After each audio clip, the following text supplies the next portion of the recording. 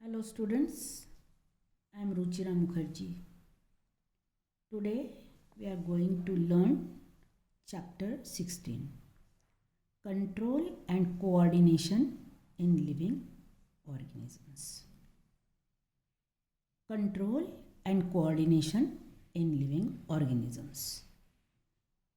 So students, if we compare our body, human body, to a big factory, then as big factories have various departments and each department have its own job to perform.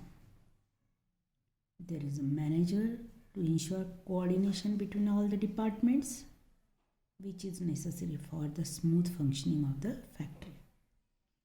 Similarly, various functions of the body like walking, breathing, digestion of food, etc. need control and coordination. This control is brought about by two mechanisms: the nervous system and chemical substance.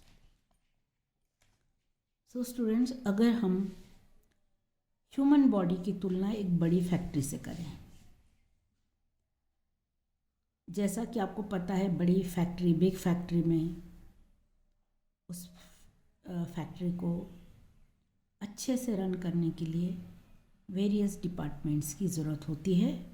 Her department का job निश्चित होता है और इन departments के managers होते हैं जो कि सारे डिपार्टमेंट्स के बीच में कोऑर्डिनेशन सही हो रहा है या नहीं, इस बात का ध्यान रखते हैं ताकि फैक्ट्रीज की फंक्शनिंग स्मूथली हो सके. अगर हमारी बॉडी भी एक बिग फैक्ट्री है तो हमारे बॉडी में भी बहुत सारे फंक्शंस हमारी बॉडी करती है, जैसे walking, breathing, digestion of food. और इन सभी एक्टिविटीज़ को, इन सभी फंक्शंस को करने के लिए ज़रूरी है कि हमारी बॉडी में कंट्रोल एंड कोऑर्डिनेशन हो. और ये कंट्रोल जो है हमारी बॉडी में दो तरीके से होता है. एक तो उसके लिए नर्वस सिस्टम रिस्पॉन्सिबल होती है और जो सेकंड है वो है केमिकल सब्सटेंस, जिनको कि हम हार्मोन्स कहते हैं. सो हमारे बॉडी का कंट्रोल एंड कोऑर्डिनेशन दो मैकेनिज्म के द्वारा पूरा होता है. One is nervous system and other is chemical substances और हार्मोन्स. सो सबसे पहले हम देखेंगे नर्वस सिस्टम के बारे में. Our nervous system has main 4 parts: brain, spinal cord, nerves and sense organs. The main 4 parts of nervous system are brain, spinal cord, nerves and sense organs. So students, brain is the most delicate and important part of our body. It is protected by the skull. It controls function like speech, hearing, touch, taste, smell, recognition, etc. All processes and functions taking place in our body are registered in the brain. So students, हमारा brain जो है हमारी body का बहुत ही important and delicate organ है. Brain इतना delicate होता है कि उसको प्रोटेक्ट करके रखने की ज़रूरत होती है. और ब्रेन के प्रोटेक्शन के लिए ब्रेन को स्कल में रखा गया है. स्कल मतलब हमारी खोपड़ी के अंदर ब्रेन होता है. This is human nervous system. Students see this is skull of a human body और इस स्कल के अंदर ब्रेन होता है और ब्रेन जो है वो हमारे बॉडी के बहुत सारे फंक्शंस जैसे कि speech, hearing, touch, taste, smell, recognition मतलब पहचान, इन सब फंक्शंस को करता है. All process and functions taking place in our body are registered in the brain. हमारे शरीर में जितनी भी गतिविधियाँ होती है, जितने भी प्रोसेस और प्रोसेसेस एंड फंक्शंस होते हैं, वो सब ब्रेन में ही रजिस्टर्ड होते हैं और ब्रेन के कारण ही ये सारे काम, सारे फंक्शंस प्रॉपरली हो पाते हैं. Now second part of our nervous system is spinal cord. Spinal cord. In the diagram of nervous system of humans, see, this is our spinal cord, जिसको कि हम बैकबोन भी कहते हैं. This is our spinal cord, जो कि हमारे पीठ में स्थित होता है. The back side of the brain tapers into a long tube which is called spinal cord. Students, हमारा ब्रेन जब स्कल में होता है तो इस तरह 2 लोब्स में ये बटा हुआ होता है, लेकिन जैसे ही हमारे नेक से ब्रेन का अंतिम वाला भाग, जिसे कि हाइंड ब्रेन कहा जाता है, वो जब आगे बढ़ता है तो ये सकरा हो जाता है और ये हमारी रीढ़ की हड्डी के अंदर से पास होता है. इसे स्पाइनल कॉर्ड कहा जाता है. ये हमारी रीढ़ की हड्डी के अंदर से पास होता है.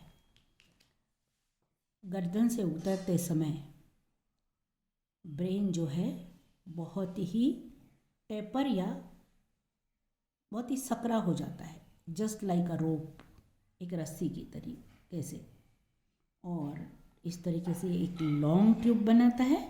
और अब इस ब्रेन के इस हिस्से को जो कि सकरा हो गया है और रीढ़ की हड्डी में से पास हो रहा है, इसे ही स्पाइनल कॉर्ड कहा जाता है. एंड इसको प्रोटेक्ट करने का काम हमारी बॉडी की बोनी कॉलम करते हैं, जिसको वर्टेब्रल कॉलम कहा जाता है या रीढ़ की हड्डी भी कहा जाता है, जिसको बैकबोन भी कहते हैं. Numerous nerves arise from the spinal cord and reach all the parts of the body. अब इस स्पाइनल कॉर्ड से बहुत सारी नर्व्स निकलती है. ये नर्व्स हमारे बॉडी के डिफरेंट पार्ट्स में पूरी तरीके से फैल जाती है and keeps getting all the information about the processes taking place in the body. In nerves का काम होता है हमारे बॉडी में जितने भी तरह की प्रोसेसेस या फंक्शंस हो रहे हैं उनकी जानकारी रखना, उनकी इन्फॉर्मेशन रखना. बाद में ये ब्रेन एंड स्पाइनल कॉर्ड इन प्रोसेसेस के बारे में इन नर्व्स के द्वारा जानकारी हासिल कर लेते हैं और हमारी बॉडी का काम बहुत अच्छे ढंग से चलता रहता है. बॉडी में स्मूथ फंक्शनिंग होती रहती है. अब हम पढ़ेंगे नर्व्स के बारे में. सो स्टूडेंट्स, इस डायग्राम में आप देखिए एक ये नर्व्स का एक जाल सा बिछा हुआ है, पूरा नेटवर्क फैला हुआ है.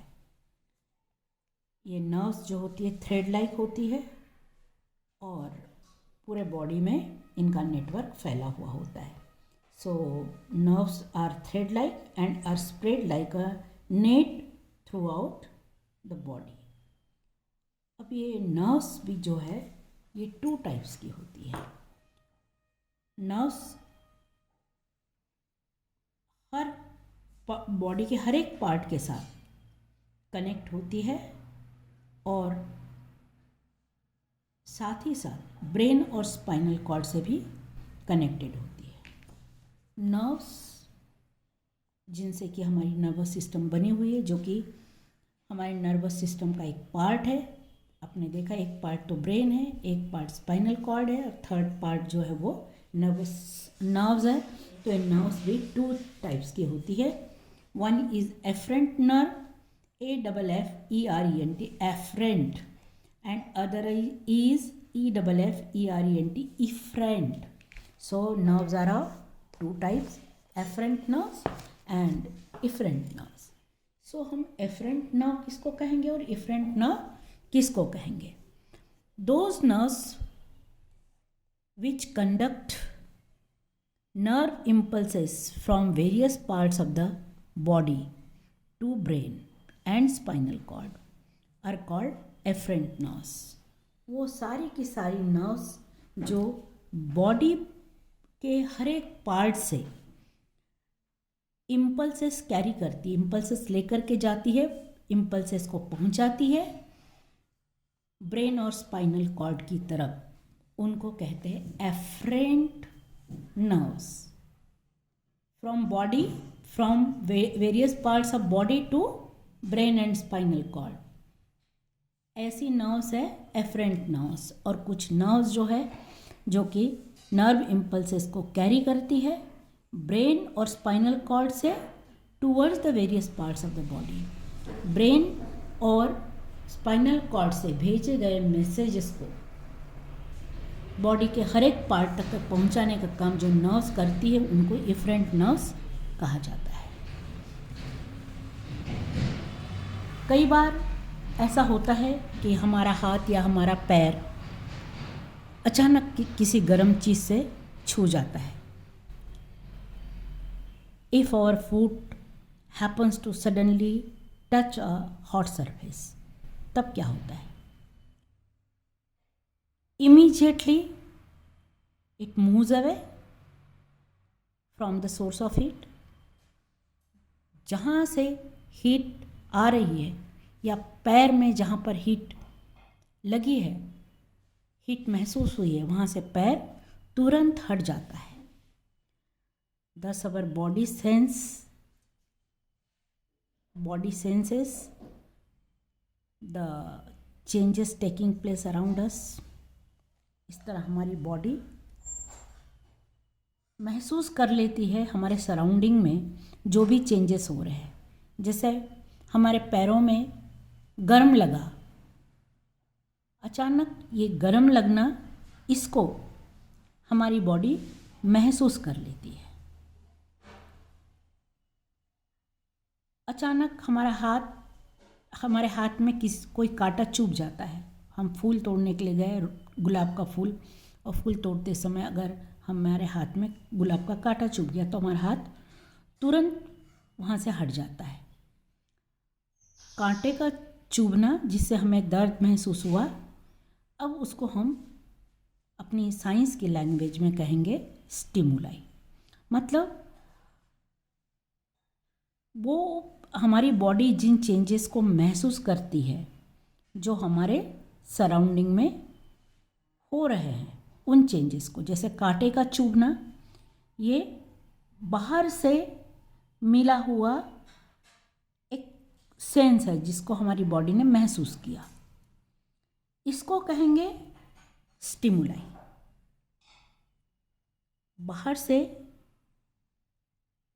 बाहर के जो चेंजेस है जो हमारे आसपास हो रहे हैं, जिसको हमारी बॉडी महसूस कर रही है, उसको कहेंगे स्टिमुलाई। और अब जिस तरीके से मैंने आपको बताया कि कांटा चुभा और हमारा हाथ हट गया, इसका मतलब हमारी बॉडी ने रिप्लाई दिया उस स्टिमुलाई को। कांटे का चुभना स्टिमुलाई है, और इसका ये स्टिमुलाई वर्ड है, प्लूरल है, और इसका सिंगुलर, स्टिमुलाई का सिंगुलर स्टिमुलस होता है। सो कांटे का चुभना इज स्टिमुलस, और हमारे हाथ का हट जाना मतलब हमारे बॉडी द्वारा दिखाई गई रिएक्शन जो है उसको कहते हैं रिस्पॉन्स। इस तरीके से हॉट सरफेस जो कि हमारे पैर ने महसूस की थी वो स्टिमुलस थी, और पैर का हट जाना, removal of the foot is response. ऐसी बहुत सारी कंडीशंस हो सकती है, जैसे कि feeling of apprehensions due to examination. जब आपकी एग्ज़ाम होती है तो आप डर महसूस करते हैं।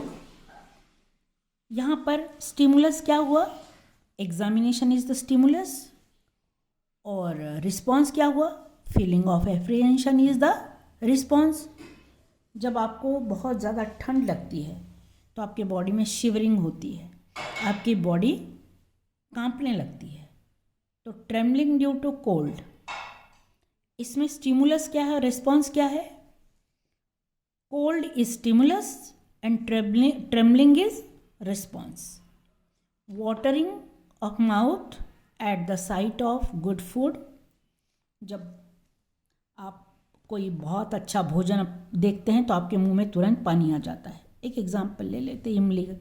आप जैसे इमली देखते हैं आपके मुंह में पानी आ जाता है। सो ये साइट ऑफ गुड फूड या इमली क्या हुआ, स्टिमुलस हुआ, and watering of mouth is response. Turning the head in the direction of a sound. अचानक कोई आवाज़ होती है और हमारा सिर जिस तरफ से साउंड आ रहा होता है उस डायरेक्शन में मुड़ जाता है। यहाँ पर साउंड जो है वो स्टिमुलस हुआ और टर्निंग ऑफ हेड क्या हुआ, रिस्पॉन्स हुआ।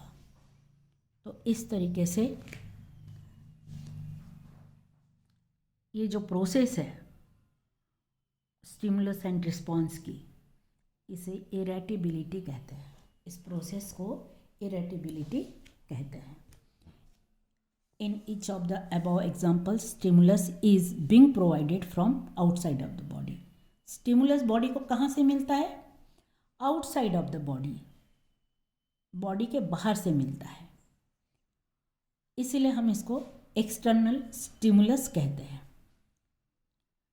Apart from this some stimuli come from within the body. कई बार यह स्टिमुलस हमारे बॉडी के अंदर से भी आते हैं, जैसे कि आप फूड लेते हैं, जब भोजन करते हैं और भोजन जब स्टमक पे पहुंचता है तो तुरंत ही गैस्ट्रिक जूसेस का सिक्रीशन शुरू हो जाता है। फूड कहाँ पहुंचा, शरीर के अंदर स्टमक में, और फूड के पहुंचते से के साथ ही गैस्ट्रिक जूसेस का सिक्रीशन शुरू हो गया। ये प्रोसेस कहाँ हो रही, इनसाइड द बॉडी। इसीलिए बॉडी में फूड का पहुंचना हो गया स्टिमुलस और गैस्ट्रिक जूस का सिक्रेट होना हो गया रिस्पॉन्स। अब ये प्रोसेस हमारी बॉडी के अंदर हो रही, इसीलिए हम इसको क्या कहेंगे, ये फूड का पहुंचना क्या हुआ, इंटरनल स्टिमुलस हुआ। तो कई बार stimulus from outside of the body भी होता है और कई बार इनसाइड द बॉडी भी होता है। Now students, I will tell you about reflex action. ये रिफ्लेक्स एक्शन क्या होती है।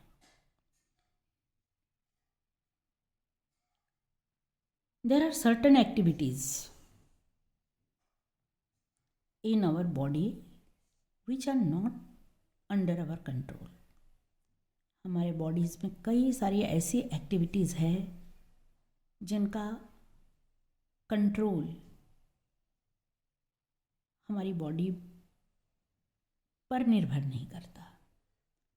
जैसे कि trembling due to excessive cold, बहुत ज़्यादा ठंड के कारण शरीर का कपकपाना। शरीर नहीं चाहता है कि वो कांपे, लेकिन बहुत ज़्यादा ठंड में हमारी बॉडी कांपने लगती है। हमें अचानक छींक आ जाती है जिसको कि हम स्नीजिंग कहेंगे। खाने की बहुत ही अच्छी चीज़ देखकर हमारे मुंह में पानी आ जाना। आँख में जब कोई कचरा जाता रहता है तो हमारी आईलिड्स का बंद हो जाना, ब्लिंकिंग ऑफ आइज़। ये सब की सब जो है इनवॉलेंट्री एक्शंस है। इनवॉलेंट्री एक्शंस हम उन एक्शंस को कहते हैं जिन पर हमारी बॉडी का कोई कंट्रोल नहीं होता। जैसे कि छींक का आना, छींक अचानक आती है, आपको कचरा आपकी आँख में घुस रहा है, आपकी आँख बंद हो जाती है, तो ये सारी चीज़ें जो है ये इनवॉलेंट्री एक्शंस है, क्योंकि हम छींकना नहीं भी चाहेंगे तब भी हमारी बॉडी उस छींक पर कंट्रोल नहीं कर सकती और हमको छींक आती ही है। कचरा आँख में घुसने से पहले हमारी आँख बंद हो जाती है, वो अपने आप होती है। हम यहाँ पर हमारी जो मसल्स है उनका कोई रोल नहीं होता। ऐसे एक्शंस जिनका कंट्रोल हमारे विल पावर में नहीं होता उनको हम इनवॉलेंट्री एक्शंस कहते हैं। Certain activities of our body are our control, जैसे कि standing up, sitting down, walking, turning the head, bending. जैसे कि हम चलना चाहते, झुकना चाहते, बैठना चाहते हैं, दौड़ना चाहते हैं, अपने हेड को मूव करना चाहते हैं, ये इन सारी एक्शंस पर हमारी बॉडी का कंट्रोल होता है। They are under the will of our muscles, इनको हम वॉलेंट्री एक्शंस कहते हैं। तो अभी आपको मैंने 2 एक्शंस के बारे में बताया। ऐसी एक्शंस जिनका कंट्रोल हमारे विल में नहीं होता उनको हम इनवॉलेंट्री एक्शंस कहते हैं, और कुछ एक्शंस जिनका कंट्रोल हमारे विल पर डिपेंड करता है उनको हम वॉलेंट्री एक्शंस कहते हैं। Sometimes involuntary actions takes place instantly. कई बार ये इनवॉलेंट्री एक्शंस जो है वो अचानक ही हो जाती है, और ये इसलिए होती है ताकि डेंजरस सिचुएशन से हमारी बॉडी को बचाया जा सके। इसको हम एक एग्जाम्पल लेकर समझते हैं। जैसे कि we automatically raise our hands in protection when we apprehend a blow. अगर हमें कोई गाल पर एक चाटा मारने चाहता है, हम देख रहे हैं कि उस व्यक्ति का हाथ हमारे गाल की तरफ बढ़ रहा है, हमें चाटा लगने वाला है, हमारे गाल तुरंत हट जाते हैं। कई बार आप कपड़े प्रेस करते होते हैं, आपके हाथ में प्रेस जैसी टच होती है, गरम प्रेस टच होती है, आपका हाथ तुरंत हट जाता है। हमारे आँख पर जब सनलाइट पड़ता है, ब्राइट सनलाइट, तो हमारी आँखें अपने आप बंद हो जाती है। These actions takes place as a result of change in our environment and are controlled by spinal cord. These are called reflex action. तो ऐसे एक्शंस जो कि एनवायरनमेंट में चेंज होने के कारण होते हैं और इनको तुरंत कंट्रोल किया जाता है ब्रेन के द्वारा नहीं बल्कि स्पाइनल कॉर्ड के द्वारा, इनको रिफ्लेक्स एक्शन कहते हैं। These actions takes place as a result of changes in our environment and are controlled by the spinal cord. These are called reflex actions. During reflex action, the efferent nerves take message to the spinal cord and the return message is taken to various parts of the body by efferent nerves. तो जब reflex action होती है, during reflex action afferent nerves जो है वो messages को लेकर के जाती, इम्पल्सेस को लेकर के जाती स्पाइनल कॉर्ड से, और रिटर्न मैसेज स्पाइनल कॉर्ड से ही मिल जाता है various parts of our body को एफरेंट नर्व्स के द्वारा। एफरेंट नर्व्स के द्वारा मैसेज स्पाइनल कॉर्ड में पहुंचाया जाता है और एफरेंट नर्व्स के द्वारा return message various parts of our body तक के पहुंचता है। In this way an arc is formed which is called reflex arc and the brain gets information about reflex action after it is completed. और जब ये reflex action complete हो जाती है उसके बाद हमारे ब्रेन को इसकी जानकारी मिलती है। look at this picture, students. This is the picture of reflex arc. Here is your sensory organ and this is a stimulant. जैसे कि ये आपके मान के चलिए आपके पैर की सेंसरी, ये आपका पैर है जो कि सेंसरी ऑर्गन है और ये स्टिमुलेंट है. मान लीजिए कोई हॉट सब्सटेंस है. जब आपका पैर इस हॉट सब्सटेंस से टच होता है तब एफरेंट नर्व्स जो है वो मैसेज को लेकर के जाती है in this way to the spinal cord, और ये एफरेंट नर्व्स के द्वारा मैसेज जाता है. और इफरेंट नर्व्स जो है वो तुरंत स्पाइनल कॉर्ड से, इफरेंट नर्व्स के द्वारा स्पाइनल कॉर्ड से रिटर्न मैसेज आता है मसल्स ऑफ द लेग को, और आपके पैर को तुरंत मैसेज मिलता है कि पैर की मसल्स को तुरंत मैसेज मिलता है कि पैर को हटा लिया जाए. इस तरह से ये एक्शन होती है और ये एक आर्क बनता है. इसको कहते हैं reflex arc. So students, in my next video I will tell you about coordination due to chemical substance. अभी हमने coordination due to nervous system पढ़ा.